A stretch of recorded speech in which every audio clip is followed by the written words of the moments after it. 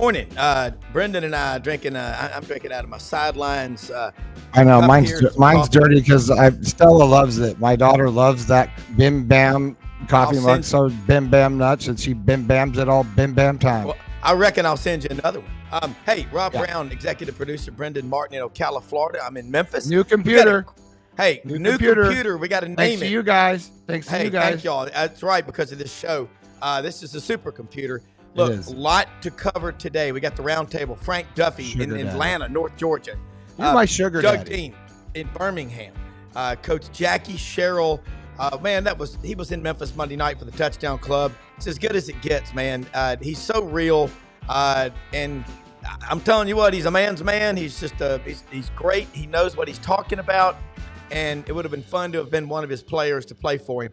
Also, Tony Barnhart, Mr. College Football, checks in from Jacksonville, home of Skinner 38 special and Georgia Florida game. Brenden.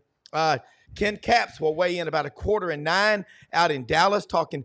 Look, there's a lot to talk about, but one game he is going to talk about that's not in the SEC is SMU and Pitt.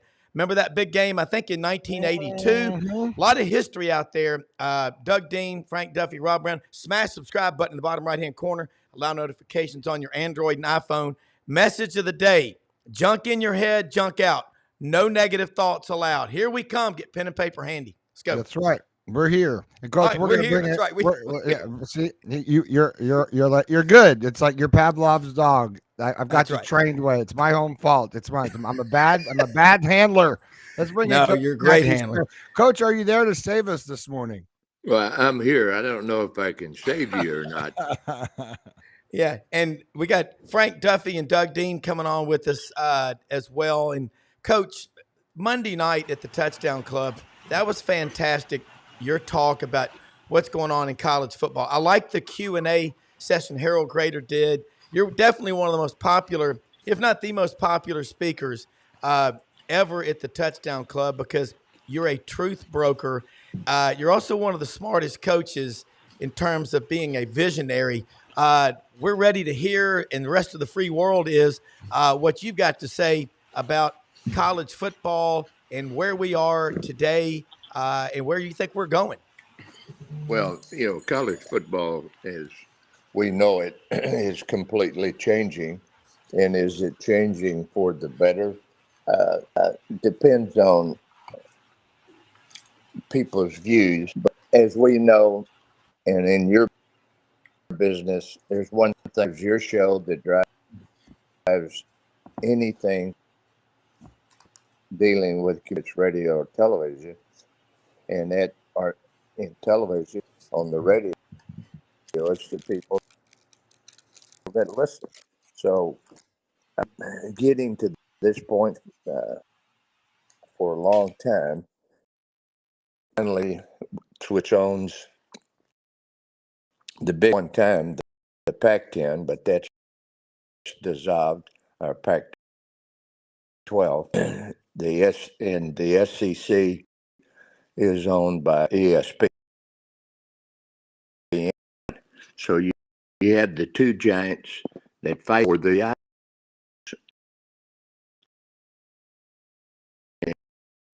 time. Well, I'll go back and when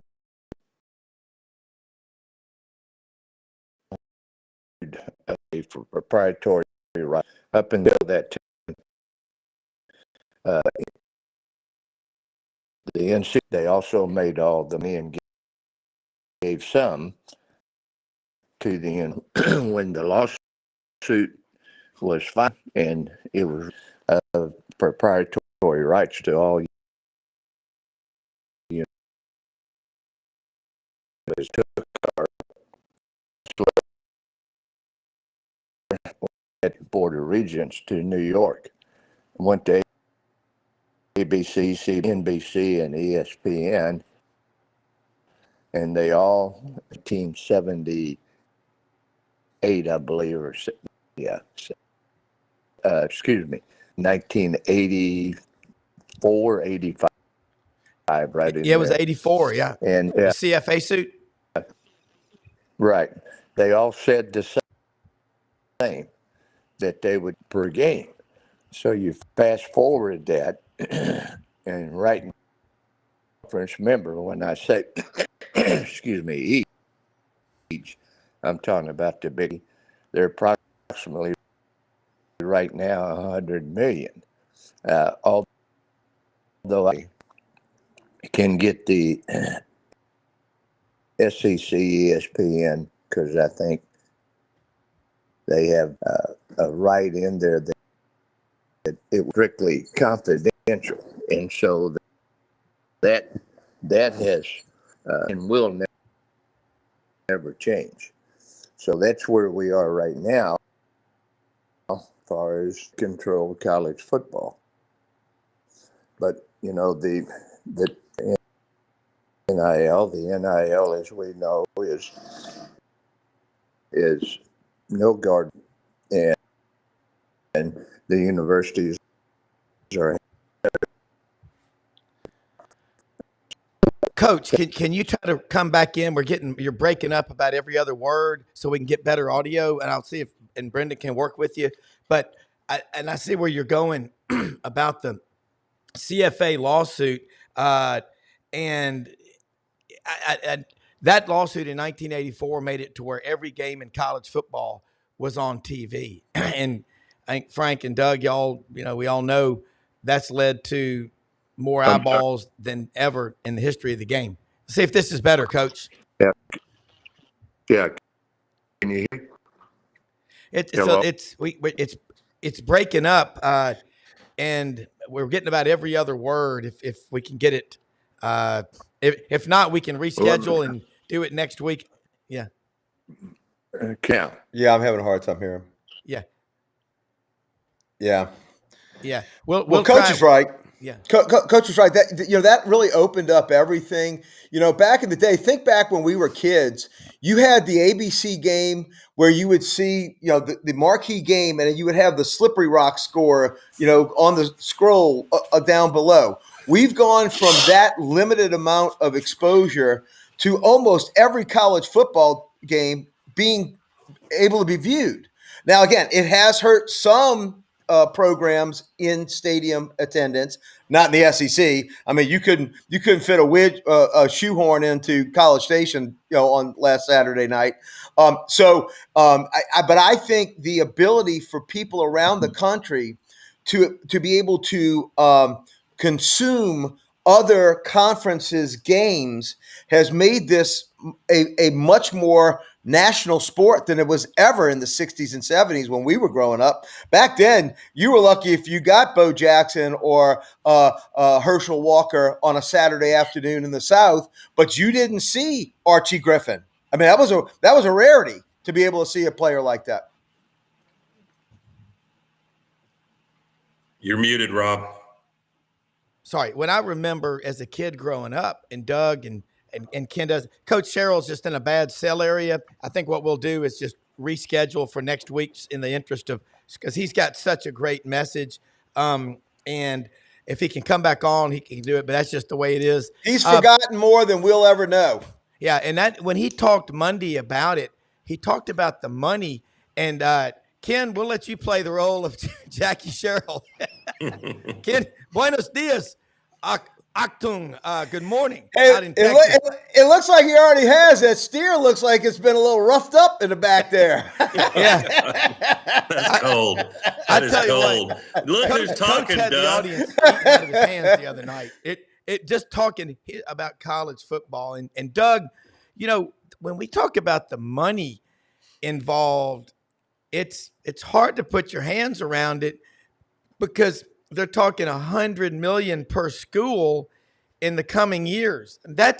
Go back 20 years ago, there were several SEC schools whose athletic budgets weren't even $50 million in total. Yeah, you think you went through change, didn't we, back when the SEC expanded, bringing first two and then an additional two more teams in. That felt radical. And I remember what felt really radical was help me with that, which SEC, Kramer maybe, that created the SEC championship game. Yeah. And Harvey Schiller started it. Most of us said, Yeah, you just can't, man, the SEC commissioners, I tend to be mad at them some years because they seem partisan, and they're really not. They just want the conference to win. Usually, I can think of one or two exceptions I won't bother you with, but that almost all of us said, have you lost your mind?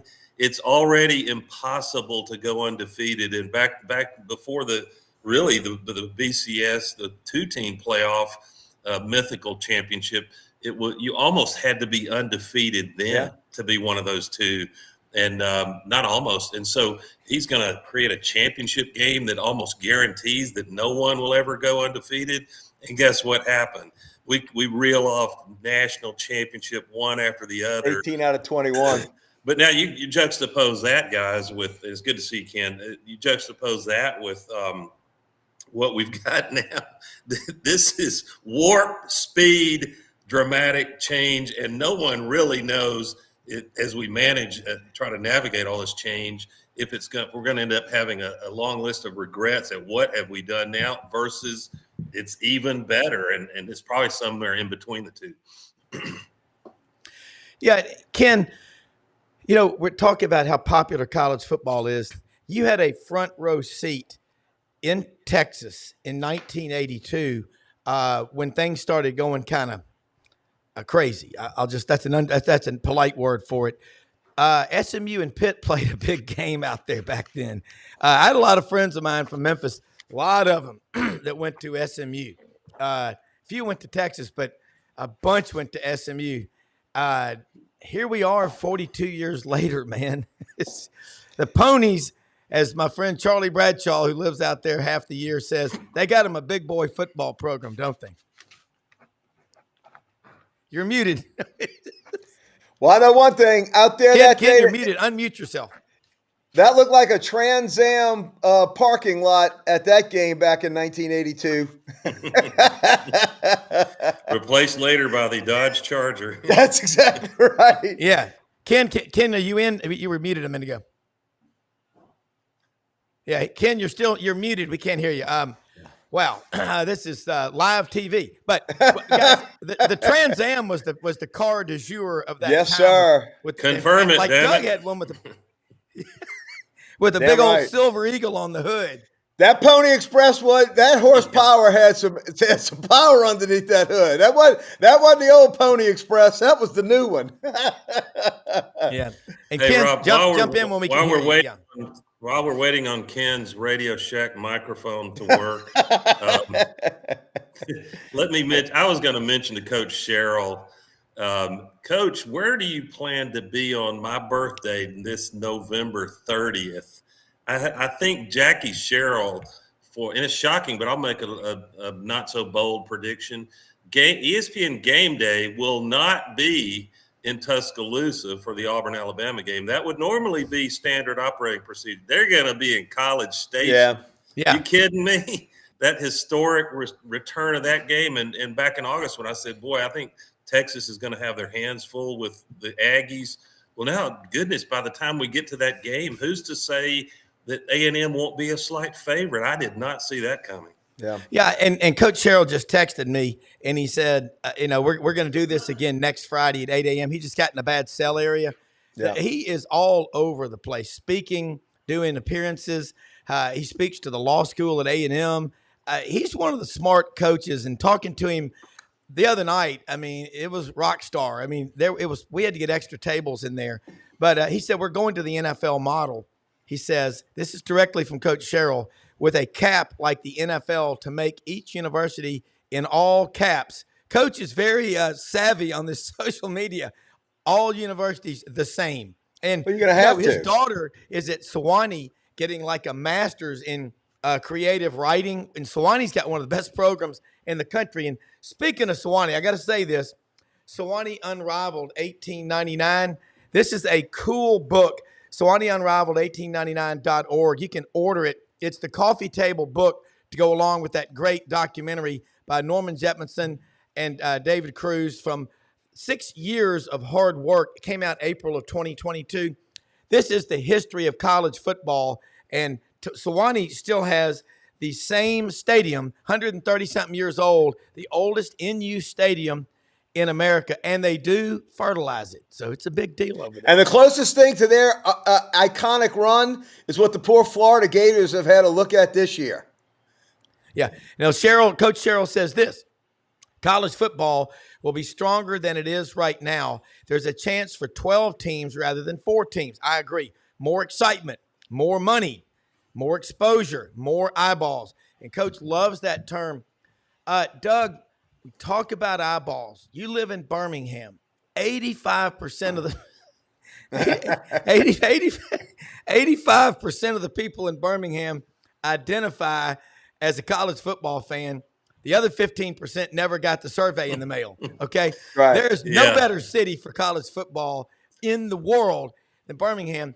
I think we are going, Tony Barnhart's going to be on with us in a minute. We're going into uncharted territory. I love it. Yeah. I don't know what our pronouns are when we identify with SEC football down here, but it's got to be something manly. That's all I can say.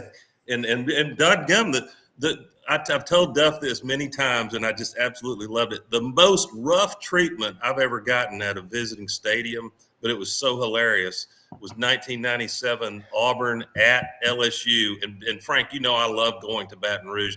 I've never been treated badly. This was just more funny than anything else.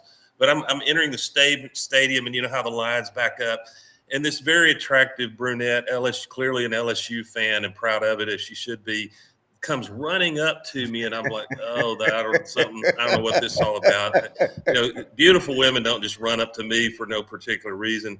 And so she runs up to me, and it was a setup, and she said, Auburn, because I had an Auburn hat on going in, Auburn sucks. and this was from a female. That's the women are tough down here. Yeah. And I'm sure they are in Happy Valley and other places, but and we absolutely love it. And I'll tell you, I don't know about you guys, but I think you're the same. As I have become more of an adult with responsibilities like grandkids and all that, I've chilled out, and I've found what there is to like in the rival fans, those who are willing to be mature about it.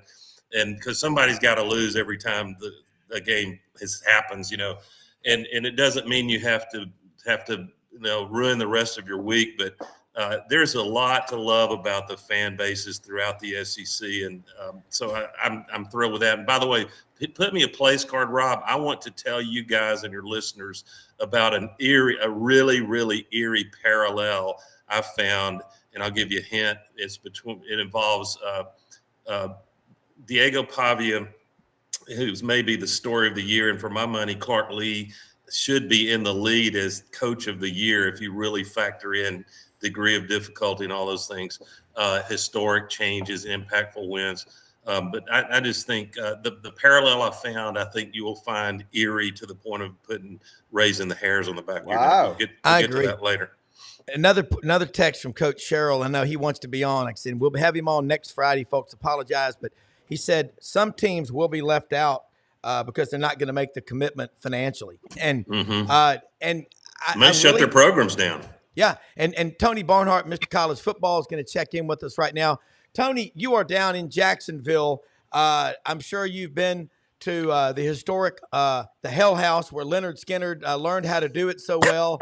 Home of you've paid homage. 38 special. We had Coach Jackie Sherrill on, and then he got in a bad cell area, so we're going to do it again next week. But Ken Capps is trying to get in with us. It's called Technical Issue Friday. I'm going to count to 3 and say, please, Tony, come in clearly. How you doing? I'm doing fine, guys. I'm sitting here, lovely Ponte Vedra, Florida. Can y'all hear me now? In our condo just off the 7th hole of Sawgrass Country Club. And you can't hide money. Rob, you can't hide I money. tell you this. Rob, this is my week off with the boys, okay? Yep. I'm doing 2 media obligations this week entirely. You and Buddy Martin, and that's it. You are so kind. That's tall cotton. Tony, you can't hide money there in your palatial beach estate. And for that, I get a shameless plug for the book. I love it. Hey, by the way, folks, this is a great book because Tony Barnhart is as authentic and genuine as it gets, and the Memphis Touchdown Club doesn't have a better advocate and friend. But this is a great book about life in the South. And Tony, talk a minute about it for people. I don't know if you've been on before with Frank and Doug to talk about your book, and then I want to get into the Georgia-Florida game. But this story ties in with why we love college football and the people that play it, and ain't nothing pulls us together better than this, cold beer and good food. There you go. There you go. Well, the basis of the book, guys, is that the fall of 1970, roughly 700 years ago, I was a senior at Greene County High School in Greensboro, Georgia. It's exactly halfway between Atlanta and Augusta, and on I-20. And the courts ruled that the schools, there was a black high school, Floyd T. Corey High, and a white high school, Greene County High. Those two schools would finally merge once and for all. They were dragging their feet and integrate. Imagine that. They were dragging their feet, and the court said, first of all, one guy told me when he was I was doing the research, he said, "You haven't integrated a school until you've integrated the football team." He said, and that's where you guys come in. We put the two student bodies together and two big schools. And we said, this is going to be great. We're going to have 60, 70 guys on this team. We're going to be awesome. When spring practice was over for that year, we had 19 players, 12 white, 7 black. And with that roster, we went to work and won 7 out of our last 8 games and lost to the mighty Gainesville Red Elephants and Tommy West, who was a player on that team, for the region championship. But it's not about football, guys. It's about the fact that 55 years after we played our last game together, we had homecoming at Greene County High School last Friday night. 6 of my teammates on that team showed up, including my quarterback, Charles Turner. But it's more about relationships. Sure. It's about the fact that, and I learned a lot about race and things doing the research for the book, and I learned that we've come a long, long way on the subject of race, but we still got a long way to go. Yeah, and Tony, you have such great skills as a writer, and no again, this book, just like I mentioned with Norman Jetmanson's book, Sewanee 1899, Unrivaled.org. He's got the coffee table book out, and I can't tell you, we don't have enough time for the praise they gave you. You spent a whole day at your house over in Atlanta, Dunwoody, with them, helping them make that documentary and all this possible. You and Lauren Smith. Lauren, what do you got? Well, Larry, I got Tony Barnhart on the show this week. A lot going on out there. Georgia and Florida playing. It's going to be a hell of a game. All right, 91 seconds left. Let's go, you silver britches. Tony, this is your stage, man. Let's talk about this rivalry down in Jacksonville, Georgia and Florida. It's a big one, as they say in the country. And again, thanks for taking time on your vacation to share with us, because it means the world to us. Well, I appreciate that. And just so you know, last night we're having dinner at our spot, the Palm Valley Fish Camp in Poneville. It's anything but a fish camp. It's a beautiful place to eat. And they come and sit us down. Who's sitting at the table next to me? Lauren Smith. Wow, that's great. Him. He's everywhere. Introduced him to my boys, and my boys were in awe. So we had a great time. I bet. But look, the Florida-Georgia game, the Georgia-Florida game, always whatever you want to call it, is that's when people started talking about, well, you know, they're going to build a stadium, and let's just move this game on the campus. Let me tell you what, I can give you the names of 100 people that I know personally who don't want no part of that. The tradition of coming down here, eating at your favorite restaurants, playing your favorite golf courses, sitting around and having beers and telling lies about each other. And the older you get, the bigger the lies become. That tradition is something that's ingrained into our culture. I understand it's a generational thing, but no, we're going to, as we said last night at dinner, we're going to keep doing this until we're not able to do it. So understood. Tony, man, I deeply admire your writing over the years, and I just want you to keep doing that until you can't do it. I have a hunch that I'm sure that chalk and the narratives will be that Georgia's just too. After you saw how Georgia disassembled a great Texas Longhorn, I guess they're great, and we need to watch a few more games, don't we? But Georgia looked like that Kirby Smart, ferocious, savage defense, harassing Quinn Ewers all game and causing problems. But on the other hand, it's been a weird year in which, for the most part, it's hard to call any particular team invincible. And so that, with that backdrop, Tony, I just have a hunch after watching how Florida looked so competent in playing not a great Kentucky team, but just the way Florida looked. I think Florida is going to make this game interesting. I don't think they're built to win it, but are you seeing a competitive game like I am, Tony? Absolutely. First of all, they found their quarterback. Second of all, they're playing better. You can watch them and tell that they're playing better. Last 5 weeks. So they're due to put together a complete game. And look, it's Georgia, Florida. All right, what we're going through now, the way that Georgia's dominating, that's an anomaly, and it is, the vibe here is completely different than it normally is, because there's a lot of Georgia people here. I ain't seen many Gators yet. I got a friend of mine from Orlando, Vinny DeSerio, was there last night, and he's as big a Gator as they come, but he was the only Gator I saw in that restaurant last night. Yeah. Well, then, if the Gators, if the Dog fans do take over the stadium, that could be an important factor, whereas it's mostly, I guess 60-40 worst case any given year.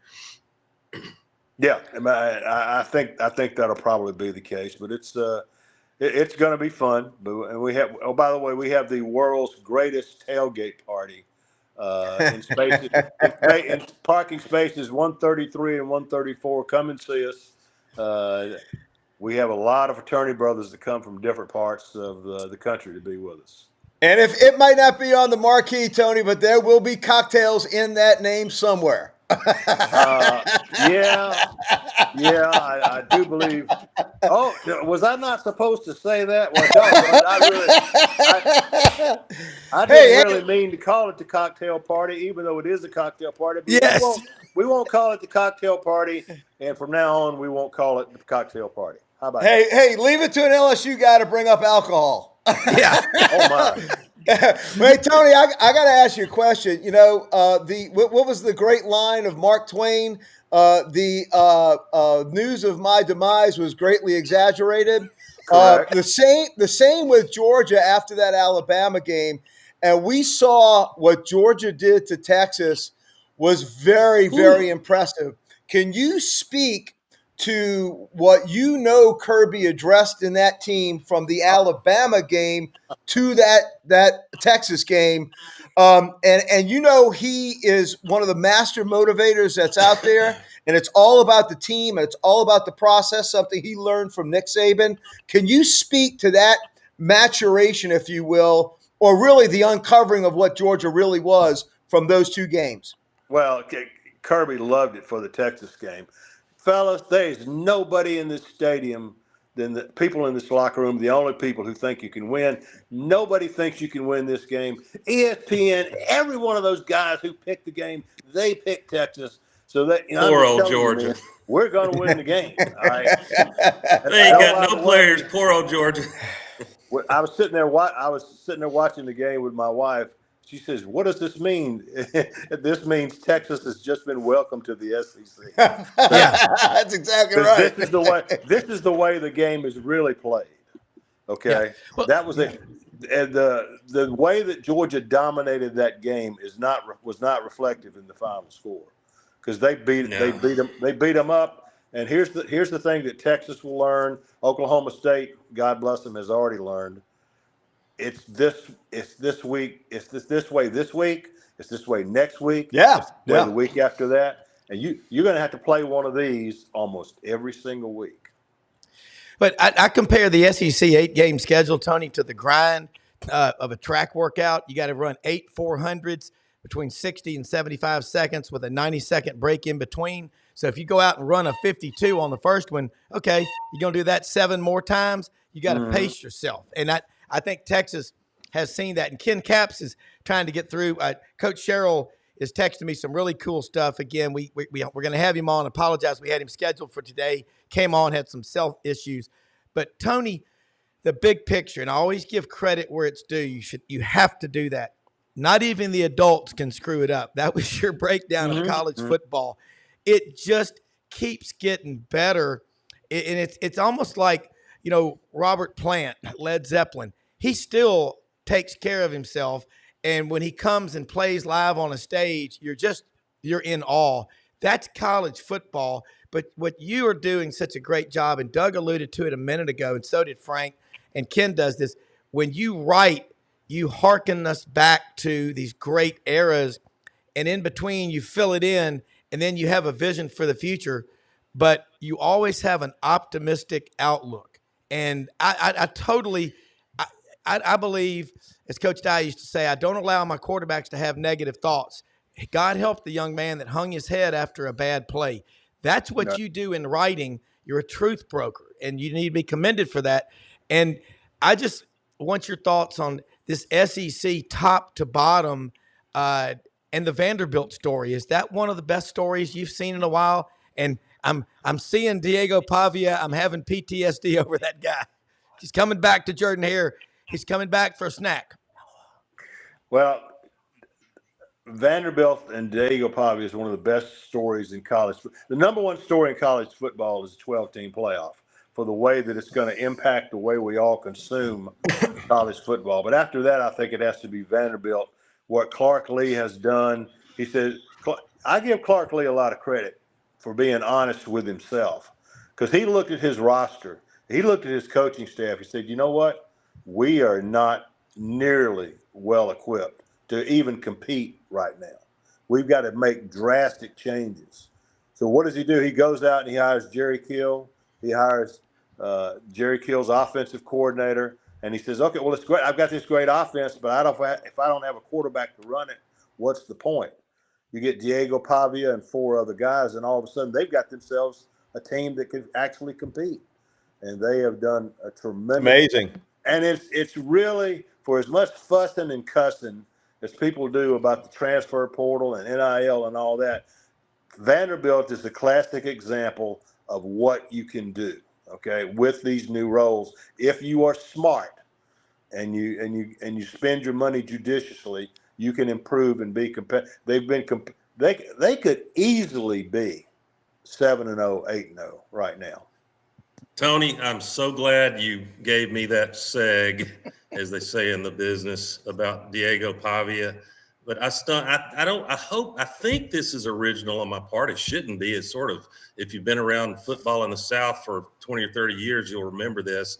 But man, oh man, the parallels with a guy you may have heard of, quarterback Brett Favre, who was at Southern. He was a senior quarterback at Southern Miss in Hattiesburg, 1990. And you'll recall Alabama fans were ecstatic in August, rightly so, that Bill Curry was no longer their head football coach after losing that first ever Iron Bowl in Auburn. And Gene Stallings comes in, and boy, they were excited, and rightly so. We would find out in 92. But Stallings got off to a bumpy start in his second game, September 8th. It was Brett Favre who came to Legion Field, and they walked out of there with a 27-24 win over Alabama. And Favre did so against a first-year coach at Alabama. Does that sound familiar, with Kalen DeBoer? And then later in the season, November 10th, not satisfied with that, Southern Miss and Brett Favre goes into Jordan-Hare Stadium and beat Coach Dye in an offensive explosion, a 13-12 game. And so Alabama state champs, I remember that. Now Pavia he already beat Auburn a year ago. If you want to go ahead and give him legendary status, I'm fine with that. But if he beats Auburn tomorrow, which a lot of people expect, I'm going to probably be partisan with the orange and blue. But goodness gracious, he's in the same breath with Brett Favre, who needs our prayers. Brett's battling some health challenges, but it's just eerie to me what Diego Pavia has done. And pound for pound, the comparisons with Johnny Football are on point. He just is a gutty, courageous guy that inspires his teammates. Well, one of the biggest changes I've seen in the last 10 to 20 years is that there was a time, and Rob and I have talked about this, there was a time when if you had a good defense and a good running game, you could get by with an average quarterback. you could win on defense and special teams and running the football. That's no longer true. I believe now that you must have an elite quarterback, and that to me, Diego Pavia is an elite quarterback. Okay, I don't care where he came from. That doesn't matter. Watch the guy play. No doubt. He is phenomenal to watch, and a great. I'm very impressed with his leadership skills. And so, I think the key is you've got to have an elite quarterback, and if you don't, well, look at the SEC roster, and you will look at the quarterbacks on that roster. You will come to a point where everything below that line is not elite, and the ones above that line are elite, and it's about halfway down. Okay. And Frank Duffy will remember the head coach that parlayed that Brett Favre senior season into 8-4, Curly Hallman, parlayed it into the LSU job 91 through 94. Yeah. Which, remember it well. We call that the dark days. That's when you lose back-to-back to Vanderbilt on the road and home. Yeah. That was some rough days. And there was the 6 interception game in Auburn in 94. Yes. Yeah, that was crazy. Ken, if you can hear us, jump in here with Tony Barnhart is down here on his annual trek to Jacksonville for the Florida-Georgia game. And, boy, a lot of history, tradition, and heroes. Let her rip, Ken. Oh, he's still out again. You're muted. Yeah. Okay. Well, let me speak to the history of it because, Tony, being fans from other SEC teams, there was an absolute must-watch every fall, and that was the cocktail party. Everybody from other schools would make sure that we were at a TV. And look, I've gotten to become good friends with Buck Ballou from 680 The Fan, all my advertising and stuff on there with Duffy Realty. And I will tell you, that Ballou to Scott pass and Larry Munson's call is ingrained in my former 21-year-old brain. I can still remember being at the fraternity house watching that play as it happened. Can you speak in all your years of going to the cocktail party? Can you speak to what y'all's personal highs were? And I'm guessing maybe that play might have been one of them. And then the personal lows. And the one that I remember so well was the Spurrier flea flicker with like about a minute to go, which I think is still a motivating factor for every Georgia fan going down there on that drive going down 95.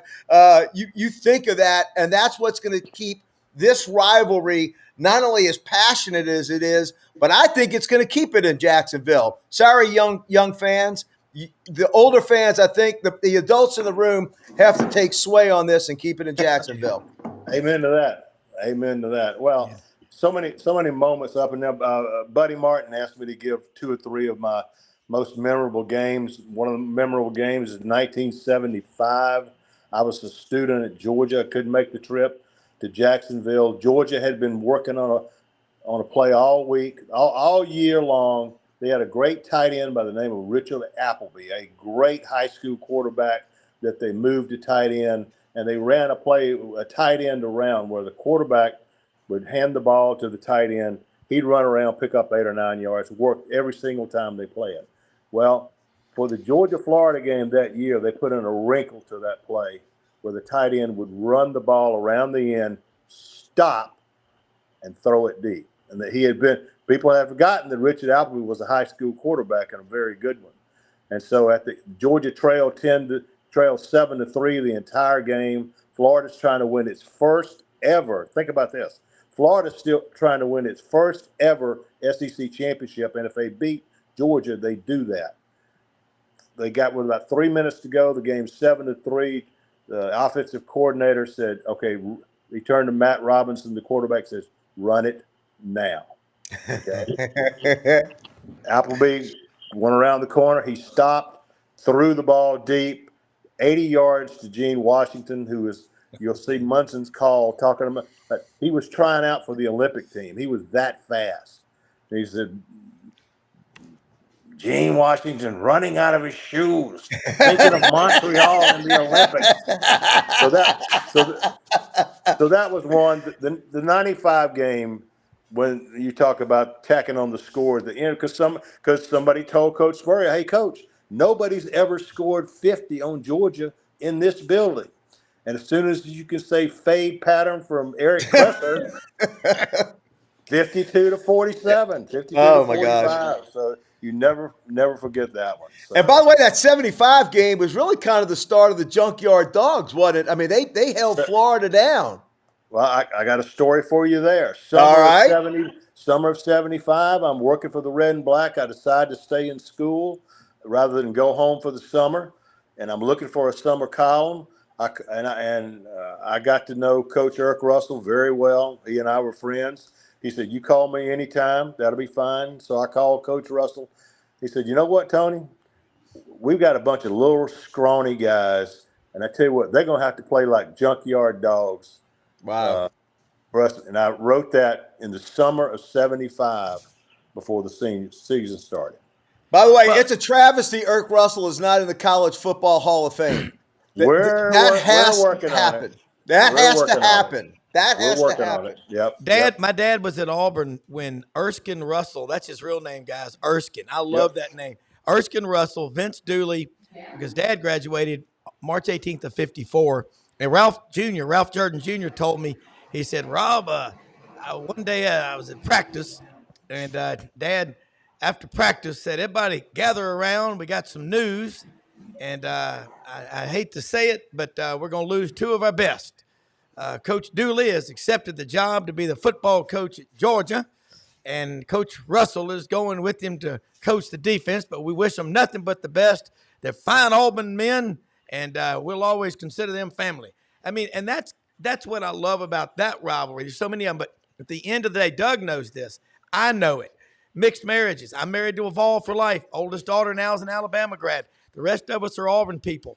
But that's what makes this show so much fun, is no matter, your school may not be doing well, but somebody's school is, and Doug tapped into it a minute ago. There's something to get excited about with every single fan base out there, Tony.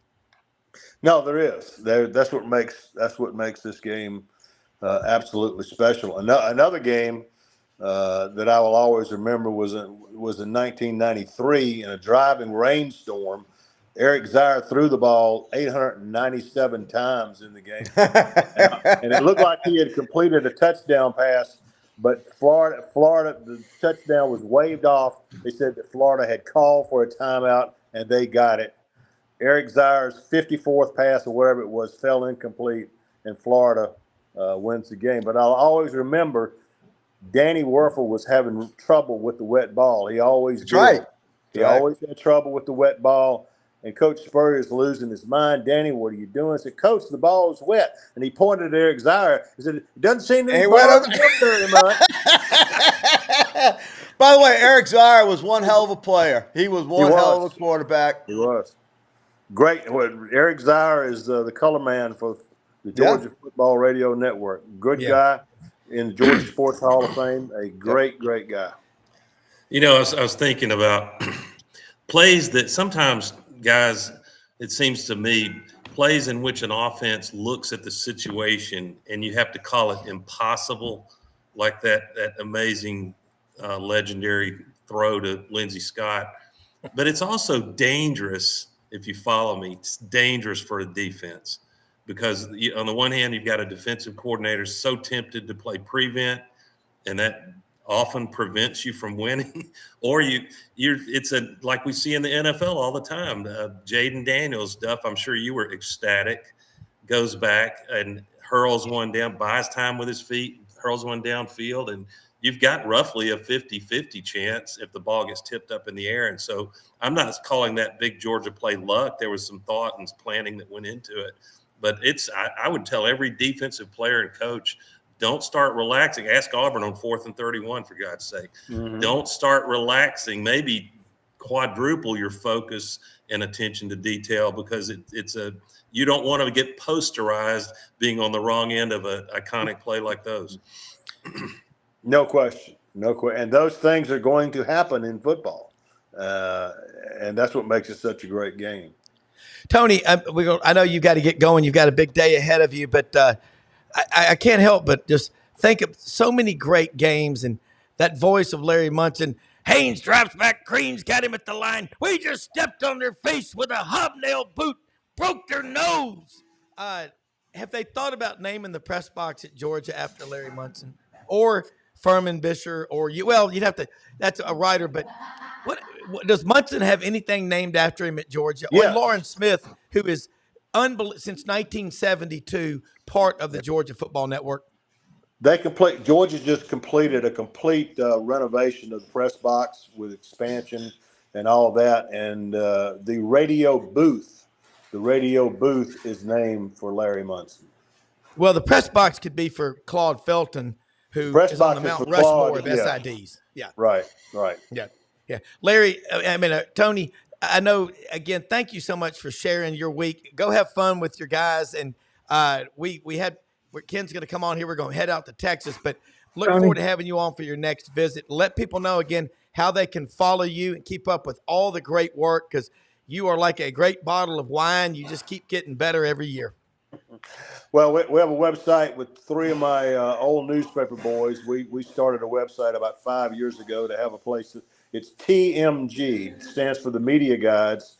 TMG College Sports. Just do a Google. That's the best way to get there. Do a show, as you know, Rob, with Doug Matthews every Saturday from 10 to about noon, where we break it down. 104.5 The Zone in Nashville. Yeah. And I've got some stops on the book tour coming up, doing a book signing in Athens with Lauren Smith on the day before the Georgia-Tennessee game in Athens. Lauren November and I talked 15th. about that last night. Yep. Yeah. We will be there at All Creatures Big and Small or something like that. It's a bar. Okay. It's a bar. And so we will be there to sell books and sign books. We look forward to it. Well, love it. What you have to say matters, man. Thank you so much, and have a great weekend. All right, guys. Thanks. You bet. Hey, Ken, you with us? Golly, I hope so. Ooh, that's great. You sound great, man. Hey, Ken, I said earlier you were probably battling your microphone, but I wanted to get your take on this. I think ESPN Game Day is going to go to College Station, not the Iron Bowl in Tuscaloosa this November 30th. Yeah, I was battling my microphone, and I must say thank you, Brenden. You gave me some great tips. It was 100% operator error on this end. So thank you for getting me through. But I did actually change locations. I'm now here in the in what we call the Hook'em Hut, which is our second building behind our house that has all of my UT and college football memorabilia in it. And I just want to show you that I do have the same SEC map that Rob has behind his back. That the lady in Mississippi was so kind to make for me to put it here in the Hook'em Hut. So I wanted to give her a shout out and let her know that it's on prime display right here.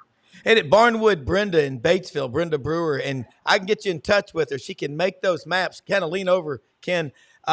She carved that one she carved mine out of cypress, and she carved that one, looks like out of cypress as well. Just a beautiful creation. What a great Christmas gift or a birthday gift or just a gift to yourself, because you've been watching so much football. You deserve it, Doug. I think you would agree with that. I mean, we got to take care of ourselves. Well, we always have a, since we lived here in Dallas since 1985. And so we always have a big Texas OU Thursday night party at our house prior to the Saturday of the game. And so we have a bunch of people come over. We have just a really fun party. Throw almost as good a party as Frank Duffy, but I don't know if we can top New Orleans down there. But anyway, I'm not blowing smoke. People were asking me about this piece and where it came from and who made it, and they were just really impressed by it. So Barnwood, Brenda, keep it up. Keep it up, girl. You're doing great. Yeah. Ken, let me do something. Let me do something real quick. I want to bring in, and then I want to get into what you're going to talk about, because I want to get into all these games, including that big one, SMU hosting Pitt. But I want to bring in Brad Bellamy, general manager of Landers Ford. localmemphis.com, a new sponsor here on the show. And we'll just keep you a few minutes, Brad. I know you are a busy man. You're the quarterback of the #1 Ford dealership in the Mid-South. You can deliver anywhere. Again, let our listeners and viewers know how they can reach you and come out and get in a brand new vehicle. Hey, thanks, Rob. Appreciate it, man. Good morning, everybody. Morning. What another exciting college football weekend we got coming up. So, Rob, we're at Landers Ford in Collierville, Poplar and Houston Levy. Open 7 to 6 Monday through Saturday in service, and 8 to 7 Monday through Saturday in sales. Man, we got some great deals for the month of November. I want to lead with this, Rob, for your listeners, for your referrals. We're going to start Black Friday on November 1st. So anybody that you refer to us, an extra $500 off on any car deal. There you go. I like it. So it's for you and your listeners and your referrals. So they reach out to me, and we'll get them with the salesperson, get them taken care of, and take good care of them. Also, guys, just a reminder, we do offer pickup and delivery and mobile service. So instead of you having to come here to get maintenance done, we'll come to your house, we'll pick it up, and bring it back to you that same day, as long as it's so make it work. That's local to Memphis and Collierville and Germantown and Bartlett and Lakeland. Obviously not going to be able to do that to your listeners all the way down in Dallas or the Metroplex or Florida or wherever else you guys. We're not going to Guam today. But we got some great deals this month. I don't know if everybody knows this, but Edge is going away as a new vehicle with Ford. And so we got $10,000 off those to clear out the rest of the inventory we have on Edge. Great deals on Bronco, up to $6,000 off, guys. And then continue to have great deals on F-150 across the lineup, up to $12,000 off Expedition. So, guys, we're here to help. Local people, big game tonight, Collierville versus Houston, the Mayor's Cup in high school football. Landers' names on both those stadiums. So we have no dog in the fight, except we want a great game. So, well, the Landers Bowl is what I'm calling it. I love it. I wish we'd have thought about the trophy before this year. It would have been great to have that already. Hey, I got a question about if I'm sure you install accessories on these F-150 and other trucks. And Ken wants to know, can you install a big longhorn on the hood, the front of the hood of that car? I'm pretty sure that Sam Pack's 5-star Ford in Dallas has a whole entire slew of Hey, and I was about to say, we love F-150s here in Dallas, so they're all over the place, or as Rob likes to say, the Metroplex, which includes Dallas, Fort Worth, and about 8 counties around us. So great dealership, man. That sounds like a lot of fun. I really like that mobile service too, because every time I've got a Jeep Wrangler, and by the way, I do have horns on the front of that Jeep Wrangler, and but boy, when I take it to get serviced, it is always such a pain. And so, boy, that mobile service, what a great asset for your customers. It is, Brad, because most people dread going to get their vehicle worked on because they've got to go and get someone to follow them and pick them up and coordinate all that stuff. That's unheard of. Let's talk real quick. I know you love to bet the games, and we won't keep you but a couple of more minutes. Give me your picks for the week. I love to do this because we like these wagers and all like that.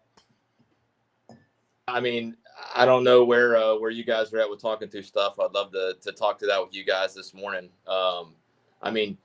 As we recap last week, just a reminder for those that were with me, who picked A&M? Me and Brenden, right? That was it. Yep. I cautioned it.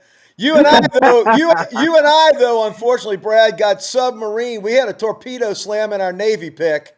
Dude, Navy killed me. And man. I think so. I feel you, brother. I feel you. I heard my name in there. It's cool. Yeah, it's cool. I need a land war. In a different league. It's fine. A&M is for real. A&M is for real. Just because you love a game doesn't mean you should put it in every single parlay that you do. We had a big problem last week, and Frank, we didn't know this going into the game, but Navy had not turned the ball over since week 2. Who knew that the ghost of Mother Teresa and the spirit of every saints and 2 popes were going to be there to help them fumble the ball 6 times in that game? Right, you know how many players caused a fumble in that game? 0. That's right. It was all self-imposed. Shot how many dead themselves in the popes? foot. 6. Yeah. Dude, it was a ugly. Fun game. I was with you. But Vandy showed up. I want to thank you guys too. You convinced me that I was wrong about Oklahoma and Ole Miss, so I threw Ole Miss into a couple of games. We're Thank just you for making that. you That was money, a terrible man. decision. That's what we do here at Sidelines. We just make you money. That's how we're or make me lose it. Next week. Brad, the Oklahoma, I just was like, you and I talked yesterday about the pride factor, guys. I mean, think about it, Doug. You're Oklahoma. You're going to play at Ole Miss for the first time. You're a 20-point dog, and Ole Miss has scored 23 points. Is the most they'd scored in any SEC game this year. I don't think that did not shock me. But Ole Miss, they got a tough one tomorrow at Arkansas, the 11 a.m. timeout game, Brad. We can chop that one up, but that's going to be another thriller. Rob, y'all need to. How many go points ahead, Brad. I'm did sorry. Tennessee put up at Arkansas? How many points? Tennessee. You think Ole Miss will put up? No, he said Tennessee or Arkansas. Oh, Tennessee put up 14. Yeah, and they were down 3-0, took the lead 14-3, and then did nothing after that. So you know what that means? Woo! Big suey. Raise your backs. Guys, I would direct y'all to, it's a pay site, so you might have to give it a free trial, but at the Athletic, Seth Emerson wrote a very, wonky article on why the margin of victory is really down this year in the SEC. In other words, games are tighter. And one of the theories is Vanderbilt alone is not week after week losing by 40. But there are other factors, and Kirby talked about, we don't have the depth we used to. Our second and third teamers get picked off through the portal by teams that are trying to improve. So I think that's got to be especially tough on the serious wagerer, because you start trying to play with point spreads when the margins are, 1 week. I just thought it was a lock that Ole Miss would cover that 20.5, and I missed it badly. We weren't even close on that. I think maybe you got to play fewer games and be right on the few that you do play, right? Well, I was 0-6 going into the night game, so admitting there's a problem is the first step. And if I wouldn't have hit those last two games in my 2-game parlay on those last ones, dude, I'd be out here with a pencil cup out on the street. That was a brutal morning and brutal afternoon. Thank God for Miami that came in late. I needed every point. That was a 1-point squeaker in the Miami game. So what you do like my Auburn friends do, Frank. Bet on Auburn's opponent, and if you lose, you're happy. All right, Brad. Looking at this weekend's games, you got Florida, Georgia, Vandy at Auburn. Golly, Texas is off this weekend. South Carolina host Texas A&M. Who are you picking in that one? Man, I got A&M. I don't think that they're going to lay a stinker after the game last week. South Carolina is hit or miss. They go into Oklahoma and they win. They barely get beat, but then they struggle at home last time against Ole Miss. I mean, that was the most points Ole Miss has been putting up in the SEC. So it might be close, but I got A&M winning that game. Good for South Carolina. They get the game at night, but that's my prediction in that one, is that A&M is going to come through and they're going to continue to roll all the way to College Station against UT to decide who goes to the SEC championship game. All right, Brad, a couple of more before I let you go. Florida, Georgia. Florida, it's down to 14. Georgia minus 14. Who you picking in that? Who you like? Man, how many times has Georgia actually covered this year? Amen. So I still saw 14.5 this morning. If I got 14.5, I'm probably taking Florida. Florida's been playing well. Brendan's cringing at everybody saying Florida this weekend. I know. But I like underdogs this weekend. I like Florida. I like Vandy, especially now that the line's 7.5. I just don't see how Vandy doesn't go in there and at least keep it close. And half that team won there last year is New Mexico State. They just changed the front of the logo on on the shirt. Yeah. So That's a good I think point. I think late fourth quarter, Florida's going to have a chance to pull the shocking upset in that one. I really do. I think Georgia will hang on, but this is a different Florida team the last couple of weeks. If you can get that hook, take it. If you can get 14.5, I would take the hook. Yeah. Yeah, and all the books right now are going favorable. And then, I mean, the other one that we hadn't talked about yet, Kentucky, Tennessee. Yeah. Man, the under over for Tennessee points is 30.5. They put up is 5. Kentucky's defense is still good unless there's injuries that I'm not aware of. But man, I like the under in that game. It's Kentucky and Tennessee's defense has been strong all year. Yeah, these games every weekend, you've got like an all-you-can-eat buffet of picks. Give me last one. I'm gonna throw one outside the ballpark here for you because Ken's gonna cover it. Pitt at SMU. That was a big game. 42 years ago, it was for the national championship, but it's a big one. You got a pick in that one?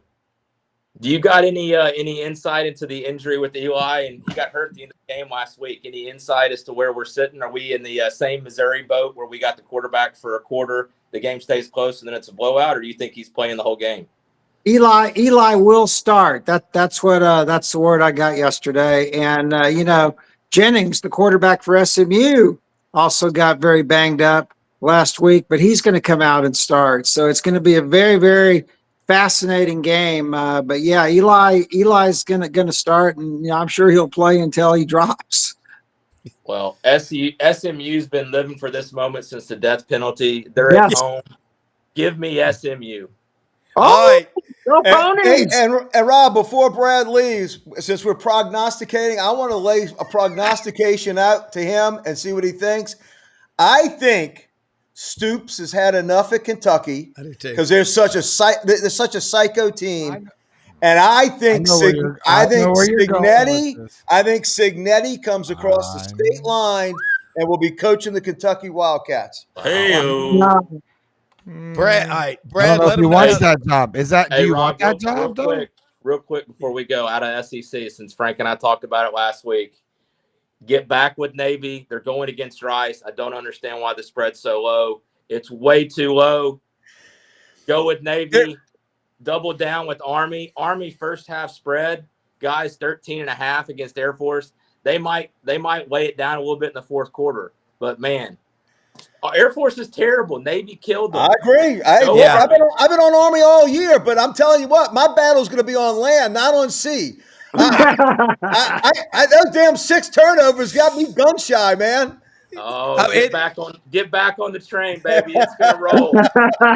Hey, Duff. Is there a game in Death Valley in a week? I couldn't remember. Yeah, there is. There's one coming up, and it's going to be loser leaves town because there ain't no tomorrows for the loser of that one. That is true. Hey, Brad, Joe Sixpack out here wants to. There he is, roll tide for you, Brad. Joe Sixpack out there wants to get him a car, truck, or SUV. Give you a call. Give him your number and the website, and we'll let you get back to work. You were at the #1 Ford dealership in the Mid-South. And you sponsor, guys, y'all will not – you talk about people that invest in the community, a great corporate partner. You can't get better than Landers Ford. We are so proud to be associated with y'all. Thank you for being a sponsor. Man, love being with you guys. Love talking football. Love talking cars. And love the success we're all going to have this weekend. So, hey, after 2 and 6, I don't want the cheese. I just want out the track. Hey, Frank's phone didn't work Saturday night. Bet an F-150 on SMU. There you go. My wife wears a shirt that says Sunday is coming, especially on Sundays when we go to church sometimes. Guys, that's the beauty about college football is we always got Sunday to come, right? That's right. What is it sometimes shit? And Sunday still can. So. Hey, Brad, before you go, I do have a question about the F-150 because I gotten into a debate the other day with somebody about it because, a lot of hurricanes around here in Florida. I'm a big F-150. I have always been a Ford guy. I'm driving a Chevy right now, just to let you know. But I heard that I've heard and I've seen the F-150 can power a house in a storm. Yeah, absolutely. So So, guys, Wow. 47 years. You know what 47 years is? That's the number of years in a row that F-Series has been the best-selling truck in America. 47 years. It'll be 48 here in a couple of months. One of the things is the inventions, the ingenuity. So some of you guys know I spent 18 years on the corporate side with Ford. We worked with the dealers in Southern Louisiana. After they had a big hurricane season 3 years ago, we decided everybody needed to get loaded up with the Pro Power onboard F-150. What that means is out of the back of your truck, you can power your house. You can plug things in. That's impressive. You can get up to 7,000 kilowatts, guys. So so cool. I've seen it, and I've seen it hooked up. It is unbelievable. That can be a lifesaver. My buddies in the Cajun Navy could use that. But so we had every dealer set up, and guys, one of the cool things that Ford dealers will do is when they have to rally around the troops and work together, and when there's tragedy in different areas of the country, they come together and they help support each other. And it's been a beautiful thing to see. I've gotten to experience it personally. We had some major flooding in Waverly a few years ago in Tennessee, and man, the dealers got together, went out there, helped, took waters, and helped with debris cleanup and everything else. And you mentioned the Jeep. Have you driven a Bronco yet? Oh, no, I have not. I envy them when they go by, but I bet. So tell me about it. It's time to switch. Your back will thank you. yeah. Yeah. But what's the signature We'll talk. one? There's a new one out I see now that's different. It looks different. What's the newer? I don't know. It looks beefier. It's got the bigger tires and all that. Is that just you got the Sasquatch package that's on several different versions of the Bronco. So you can get that on some of the lower trims all the way up to the highest trims. And I mean, Broncos start in the 40s, and guys, they go all the way up to the 100. So so many options, so many accessories, and so much. In the words of Tim the Toolman Taylor, they really are. Brad, I got to ride Michael Jordan's Sasquatch package last weekend. That Bronco, brand new, he bought from you. Awesome vehicle. Thank you so much. And guys, call out there, ask for Brad Bellamy, the general manager, LandersFordMemphis.com. And you got any of those Broncos got a defects or something you get rid of, you just send it down to us. Take care of it. Let me know. We're here for you. All right. Thanks, Brad. Thank you, Brad. I'm telling you what, You're guys, a good dude. hopefully Doug can come back. He's fun.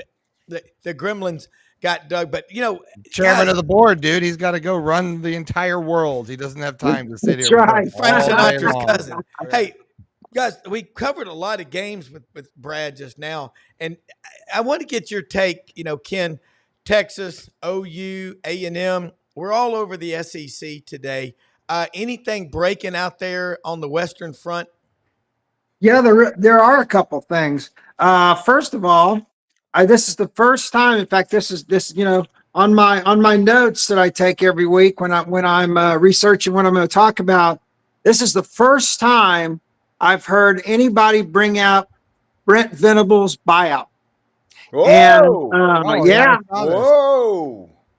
And so it's $44.8 million if anybody's counting. 44.8. That's all. That's a Jimbo bargain. Hey, and so, but here's the thing. I went over their schedule. Okay, right now they're sitting at 4-2. They play Maine this weekend at home. Okay, so they're going to win that game. That gets them to 5. But their next 3 games are Missouri and LSU on the road and Alabama at home.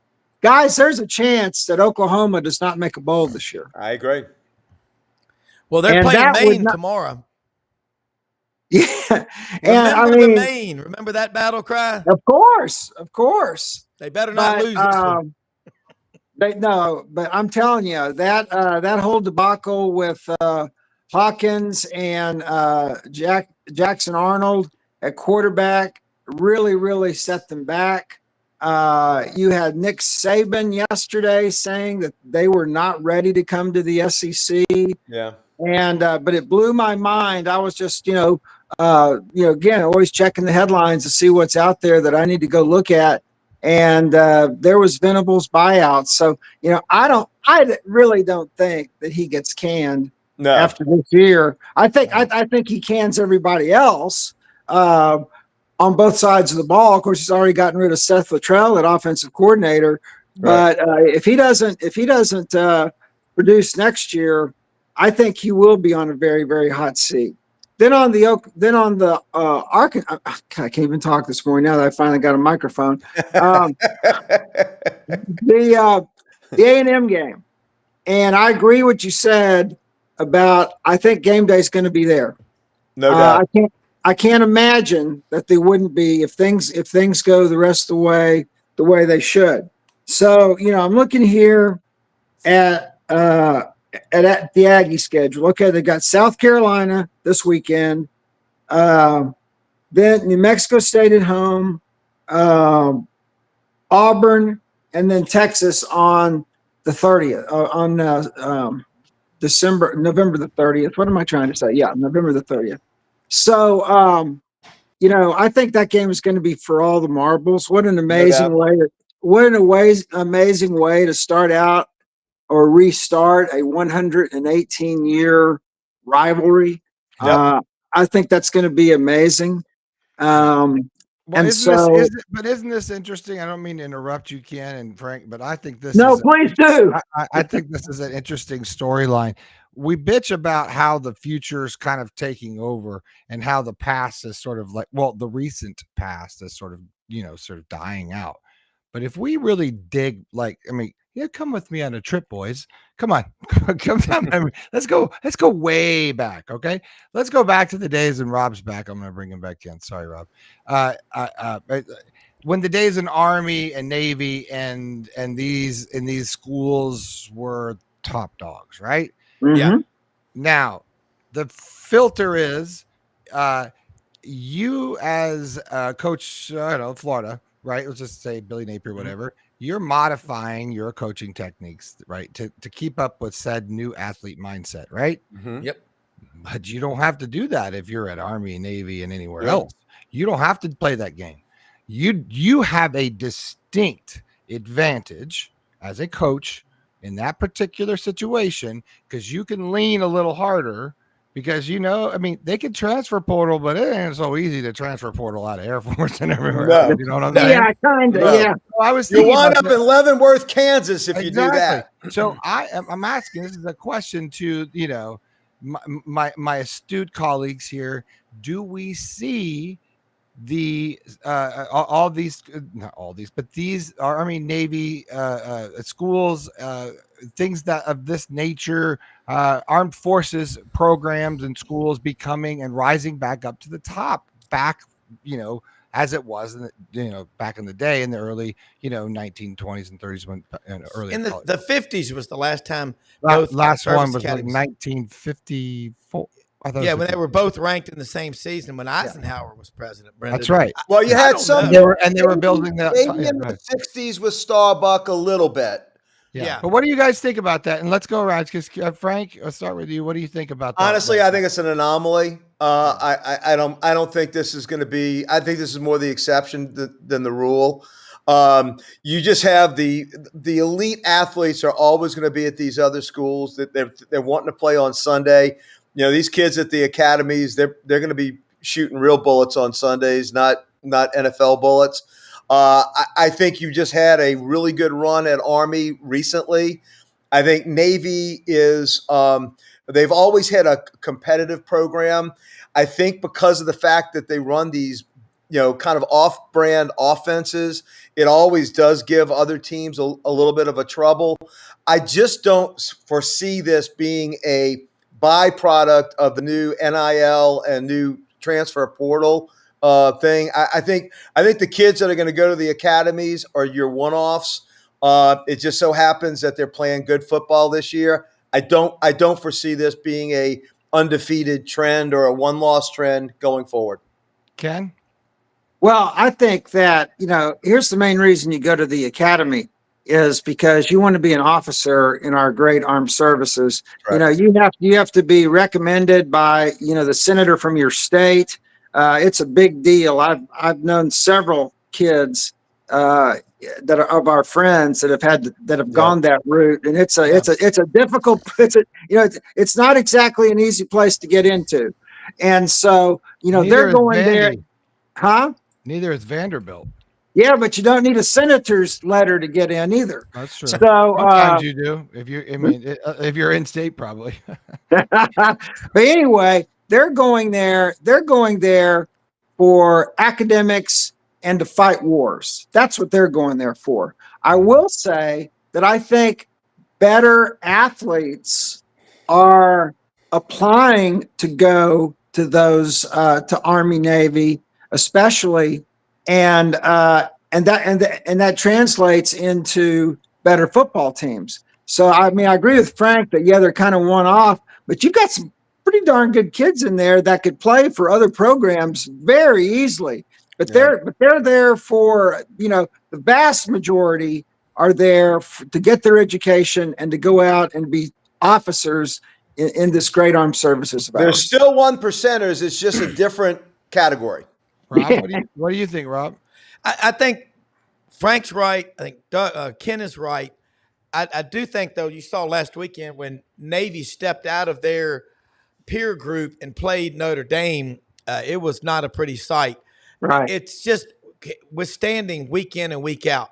Bobby Bowden famously said, if discipline were everything in college football, by God, why don't we have Army and Navy playing for the dadgum national championship every year?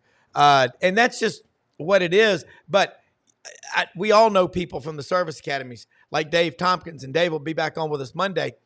They're the best of the best. Some of these guys are phenomenal athletes who put country first. Yeah. And they do that. And I'm not saying anything about guys that go to, a non-service academy, but I've got my friend Tim Horton, who's the running backs coach at Air Force Academy. He doesn't have problems with guys showing up 15, 30 minutes late for a meeting. Yeah. If you're late consistently, you have a half-ass attitude. Well, you'll have a half-ass life. That's just the way it is. Well, if you're late, if you're a cadet and you're late, you got a bigger problem. Oh, you got major problems. Yeah, and it's football coaches. Yeah. Whether you're at West Point, Air Force, Navy, Citadel, VMI, you better be on time. Be early. I grew up next to Air Force in Colorado, right down the road. Were in Colorado Springs, weren't you? Well, no, 45 minutes away. But I grew up. You cut your teeth in TV. At these back Mountain West. So or even Fox Sports South, I think it was. Yeah, best name. But I worked for these regional broadcasts, so I covered these Air Force game, Air Force boxing, Air Force everything. Yeah. I mean, it's a different. I mean, no question, it's a different level. But we're gonna see this. I was leading you all like Columbo down my path. Put those glasses back on, Brenden. You know what, Rob? I will. I love Columbo. Glasses on, Rob. Where's the cowboy hat? Where's the cowboy hat? It's not a cowboy hat day. I can't put on cowboy hat during Georgia week. Shut up. Go back and eat your Tex-Mex. Go back to Gators. Just one more question, sir. Just one more question. I don't think so. I'm leading you down the path. Don't you just feel like we're just sort of like this parody from the transfer portal and all this other kind of stuff? We're seeing this thin out. The herd is thinning at these major programs, right? We don't see 3, 4, 5 stacks on Georgia, and we're seeing this play out in amongst the SEC. So as they get more, kids that are going to be better players, I don't know. I think that it plays out because we talk about having the edge in a game of inches. We can say millimeters now, but like everything's going to matter. Like that's going to matter if I can do that, if I have that ability. And I just feel like if I can lean on that kid a little bit more, if I can, because we know what's going to happen. We see what happens when the discipline is gone, right? We all know that the team falls apart. You have to have discipline in football to win. You have to control your team like that. That's why the coach matters. And that's why I think maybe that's the difference. You're getting a different kind. And I think that's why we're seeing the smart kids kicking everyone's ass now, because they got a little more leverage because they're going to smart at Vandy. I call them the smart kids. Yeah. Because I think that strategy and being smarter is going to matter. AI technology is going to matter. that's where we're headed with our beloved game. And I just wonder if the armed forces are going to be a part of that in the future. Well, guys, what he's saying, when you go around the country, and Ken, you do it so much as a Football Writers Association of America writer, football matters. I mean, golly, Brenden, I'm sure you've been to University of Wyoming. They have this high altitude. I have been to the University of Wyoming. It's like 7,300 I did the longest football game in the history of time at the University of Wyoming years ago with 11 rain delays. Oh my God! 4:30 in the morning. The game. Well, let me ask you this, Brenden. I got to ask you this: the altitude out there. I've been to Mexico City and went up to Popocatépetl and Ixtlahuatl, these volcanoes that were 17,000 plus. I mean, you get out of the car and you're like, oh, the worst hangover times 10. It's the altitude. I don't drink. But okay. But prune juice. But anyway, when you go out there in that altitude, it's a big deal. Ken, when you cover those games, you think about the press box at Neyland Stadium's way high. How about the press box at the University of Wyoming? I think what Brenden said is the fact the 2s and 3s, we say it every day on this show. I'm not trying to be redundant, but it's got to be said. Frank, those 2s and 3s that used to stick around, not all of them are leaving. But enough of them are, you better know where they are, or you're going to be lining up going, oh, I remember you. You signed with Georgia. You were a 4-star. Now you're at Liberty. This distillation started way back during the Bear Bryant days when they had to go away from the 125 scholarships down to the 100 to the 85 to down. This has been going on since 1980, guys. This distillation of the number of guys that you can stockpile into your program. This has just been naturally happening. It's just, I mean, you're going to see it more and more because with NIL and with the transfer portal, it's so much easier for that second string player to go to another team in the same conference. Oh my gosh! And look, it's like a movie. It's just like a script in my head. It's like this is going to play out like a mafia is going to get together and they're going to go to like University of the Sisters of the Blind and Poor, and they're going to dump a bunch of cash in there and they're going to make this powerhouse team is going to walk out. We're setting up for this entire scenario to go down. Yeah, and here's the crazy part. They're already starting to come back. You're starting to see people leave from a program, transfer, see that the grass is not greener on the other side, and come back. We've already had probably a half dozen of those. That's going to happen as well. So I think Jackie Sherrill is right. You're going to have some sort of a monetary cap on this. Yeah. Or you're going to have the haves and the have-nots get further and further and further apart, and all that does is that ruins the competition of the game. Yeah. Hey Frank, I got one for you because I would like to talk about Jackie Sherrill and Pitt for a minute, but I got one for you. A great line I learned a long time ago is that not only is the grass not greener on the other side, sometimes there's no grass. That's right. That's exactly right. Hey, look, absolutely. It's still got to be cut. And I recommend a John Deere zero turn if you can. That's like, hey, man, we're going to do that. Sponsorship. Bada bing, bada bing. Hey, I'll tell you, you know what Brenden brings to this show is so cool from the TV part, because he's traveled around and he's done these games. But kindness. I think what we're seeing, he brings those baby blue eyes that gets our woman demographic from 35 to like 55. So many. There you go. Well, let me to all the girls watching this show, you know who you are. Who loves you, baby? Hey, Ken. You know what I mean, honey? Ken, shooting the guns, baby. We know what his motivation is. Hey, divorce 50 with a 12-year-old doing podcasts, baby. I'm sexy. Come on, you want it? Hey, 6'6", over 6. Wait, never mind. 6'4", 183 pounds of muscle. Hey, Ken, Jackie Sherrill was 50-9 as the coach at Pitt. When he spoke, and he'll be back on again with us. Pitt was fantastic. They were unreal. He'll be back on with us next Friday at 8. We're going to do a technical. We're going to start doing for this whole panel here, Brenden, tech run-throughs before, because there's a lot of things. Yeah. That's the genius of Brenden. But I was about that. I was so disappointed that I didn't get a chance He visit with Coach Sherrill. He wasn't on. So Yeah, he had bad. Oh, He then had I guess bad I wouldn't. sound. I guess I'm not He'll be on next disappointed. Friday. No. Yeah. But You're not Okay. going on. Well, But great. you I would had like to be on with him because I interviewed him That's multiple fine. times Listen, back in the day when he was at A&M. Okay. And I have seen him since. He's very active here in Yeah. Texas. Yes. And you know, he is the nicest guy. Oh, And God. and you know, he will do pictures, which I think is great. He will do pictures with people where he's doing the gig 'em and other people are doing the hook 'em.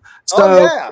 So I mean, he's a great guy. But listen, here's what I wanted to talk about with the Pitt game and SMU game, because now we're running out of time. I am so excited about going to that game tomorrow because literally, it's about a mile and a half east of where I'm standing right now. So I mean, I could walk there if I had to, but I'm not. But okay, you've got 7-0 Pitt versus 7-1 SMU. Yeah. Okay. It is the biggest game at Gerald Ford Stadium since the death penalty. Yeah, no doubt. And I wanted to say that I actually covered the death penalty in 1985. They held the hearing in Boston. Okay. So they moved. So for some reason, the NCAA, they're having all this stuff is going on here, basically in Dallas and the environs, the Metroplex, but they had the hearing up in Boston.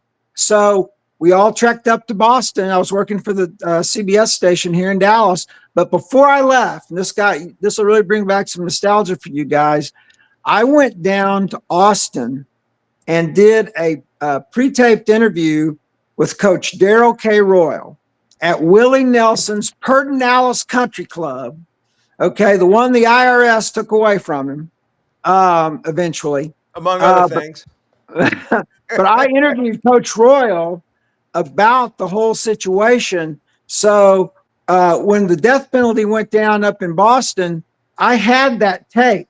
And so either way it went, whether if SMU got the death penalty or if they didn't get the death penalty, I had an answer from Coach Royal, who still at that point in 1985, even though he retired in 76, he was like Bear Bryant. He was still considered, a real thought subject matter expert here on college football. So It's really brought back a lot of memories for me. But let's go back to Coach Sherrill. If Pitt would win this game tomorrow, and I hope for Brad's sake that SMU does win. If Pitt would win tomorrow, they would go to 8-0. The last time that Pitt was 8-0 was in 1981 when their quarterback was Dan Marino. Right. Yep. Their coach was Jackie Sherrill. Correct. And they went down to play in the Sugar Bowl. Georgia. I went to that Sugar Bowl. Yep, me too. I was there. I remember it well. See, That's we how could good that team was. We could have run into each other. That's how good that team was. I know. So I am just when I like to tune into the show earlier before I come on, just so I can kind of hear what y'all were talking about. And I've been so excited about this Pitt SMU game, and I think that Dallas is very excited about the game too. Yeah. I can't believe it's only going to be on the SEC network. No offense to the SEC network, but it seems like Pitt SMU's on the ACC network. You mean? Yes. Yeah, you said Yes, SEC. that's what I meant. I'm sorry. No, it's on the ACC They don't have network. that much money yet. Yeah. And by the way, good comedy and good storytelling all come in a circle. We were just talking to Tony Barnhart about the Junkyard Dogs of 1976, who played Pitt in the Sugar Bowl in New Orleans. Again, Tony Dorsett and that great Junkyard Dog defense. Mm-hmm. Everything comes full circle on this show. That's the beauty of this show. We go genius. around. It's incredible. ADD Sports, baby, but we bring it home. I love it. And by the way, I want to speak to SMU because I saw this coming with SMU when they went in and beat a damn good Tulane team in New Orleans at Ullman last year.